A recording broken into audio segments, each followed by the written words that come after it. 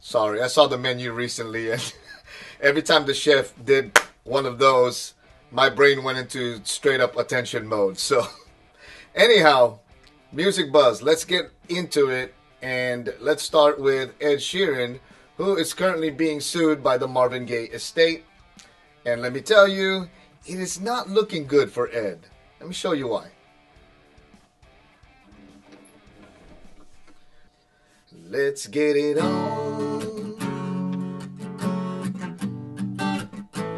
Let's get it on. But darling, I will be loving you until we're 70.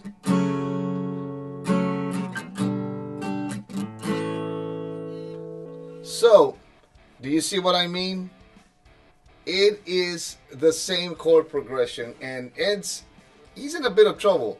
You know, I will say that the melodies for the rest of the song are not the same, and that Ed does change it up by adding a chorus with different chord progressions and different chords. But these parts are the same.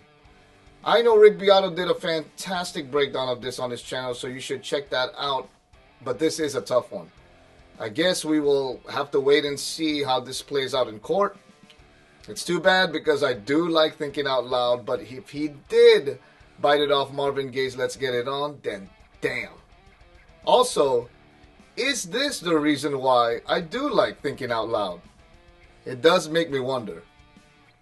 Moving on to U2. U2 revealed the U2 Sphere in Las Vegas during an Apple TV special with Zane Lowe. And this bad boy is one of a kind. U2 gave an inside tour of the Sphere and confirmed that they will be making their residence in the Sphere for special shows, but also shared that they do not have plans to stop touring. The Sphere is supposed to hold anywhere from 17,000 to 20,000 people, and it is the first of its kind with a 360 experience of sight and sound. Parent company MSG promises that it will change the way we experience the arts, since the Sphere is specifically made for the arts instead of stadiums and arenas which are specifically built for sports.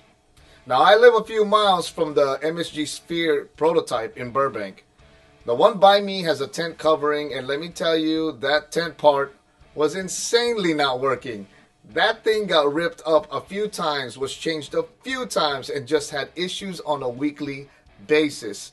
So I'm glad to see that the actual structure in Las Vegas is a metal structure and not the same as the prototype in Burbank. Thank God.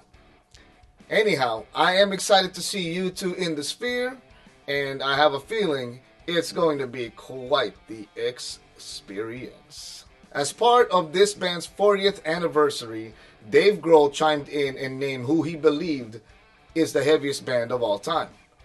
Dave provided a quote and named the Melvins as his pick for the heaviest band of all time. Dave also shared what that band means to him by mentioning how long he's been inspired by them and how countless bands look up to them as the kings of the Northwest music scene. Dave wrapped up his quote by saying, "Thank you for giving me Nirvana's phone number." So, did Dave get it right? I've got my picks of whom I think is the heaviest bands of all time, and there's quite a few, so nailing it down to one is simply not doable for me. I'll throw some out there.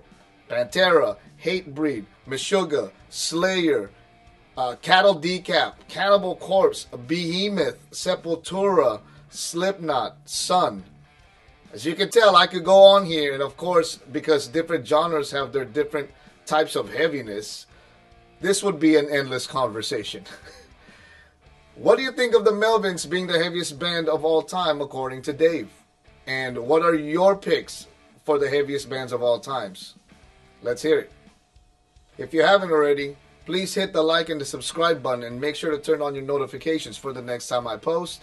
It really helps increase the engagement and the overall algorithm for my channel. Please tell your friends, your family, your coworkers, and anyone, and help spread the word. And I would greatly appreciate that. Pour some sugar on Phil Collen of Def Leppard. Phil recently shared a story of a time when Jeff Beck's amp blew out and his pedal board didn't work, but went on stage after another amp was brought in, only to sound the same. But of course, most guitar players would probably be deflated or worried at a time like that, but not Jeff Beck. I myself had something like this happen, and let me tell you, you either throw in the towel or buck the fuck up, figure it out, and get back in the game. It's obvious that Jeff Beck is not one to throw in the towel, and that's probably because he's got actual magic in his fingers. It's true. No one sounds like Jeff Beck. His technique is truly all his own, and it's absolutely mesmerizing. Another interesting piece of info that Phil shared was the way Jeff kept his guitar in tune while doing bends. He explains that when his guitar tech asked Joe Satriani how he keeps in tune, Joe said, while having your little finger on the E string and you bend the B string, you push down on the bridge to keep from going out of tune. I think that came from Jeff Beck because he's been doing that for years. It's absolutely genius. I will now have to try this trick after I record this. There are so many more gems in this interview with Phil, and you can check it out now on guitarworld.com. Lastly, the 69 Eyes and Kat Von D recently released the official music video for their latest single, This Murder Takes Two. And my first take is, love the song, but Kat Von D sings? When did this happen? And who knew? I mean, apparently she does, and has claimed that music is her first love, so I guess it's not all tattoos and makeup for the badass. But I'm not going to discount that she's also a business mogul, TV star, and author. The 69 Eyes vocalist, Yerky69, claims that this particular song was a potential track from a project that they were working on with John Carter Cash, Johnny Cash's son, but that the song never got played. The band then felt that the song was missing some femininity, so enter Kat Von D. Kat has praised working with the band on this song, even though this particular song is not in the same style of songs that she sings. Well, good job, Kat and 69 Eyes. I dig the song, and I love this type of sound.